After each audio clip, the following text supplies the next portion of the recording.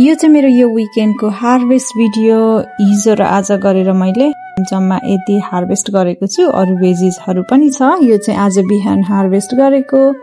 मैले दुईटा लौकाहरु टिपे। अहिले चाहिँ लौकाहरु अलिकति सानो नै फलिरहेको छ, सुरुको जस्तो छैन। अनि यो चाहिँ मिक्स साग अहिले खानको लागि लौकाहरु चाहिँ टिपिरहेको, फेरि छिपिहाल्छ भनेर हो। अनि यति छ आज मैले टिपेको। यहाँ चाहिँ विभिन्न खालको सागहरु छ। मलाई मिक्स साग चाहिँ एकदमै मन पर्छ। अनि मैले आज पकाउनको लागि टिपेको मिक्स सागहरुमा चाहिँ के रहेछ म देखाउँदै छु। सबैभन्दा सुरुमा चाहिँ यो लट्टेको साग कुनै चाहिँ एकदमै राम्रो भएर आएको छ।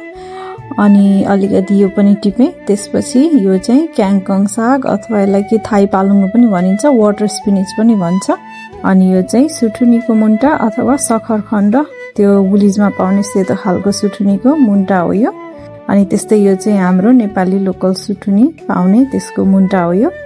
त्यो पनि छ। म चाहिँ खास सुठुनी खादिन, त्यसको मुन्टा चाहिँ सागको रूपमा युज गर्छु। त्यस्तै रायो साग, अनि त्यसपछि यो चाहिँ घिरौँलाको मुन्टा, यो चाहिँ फेरि अर्को लट्टे, लोकल लट्टे, त्यो चाहिँ पालुङ्गो। नेपालमा चाहिँ सम्धिनी साग पनि भन्दा रहेछन् कतै कतैतिर।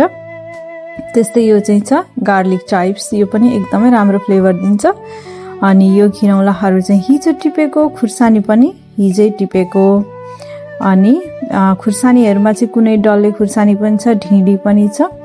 अनि यो ठुलो ठुलो चाहिँ कायन पेपरहरु, सबै माइल्ड, मिडियम र एकदमै धेरै पिरो हुने खालको खुर्सानीहरु छ त्यहाँ। अनि यो चाहिँ हो मेरो यो विकेन्डको हार्भेस्ट भिडियो।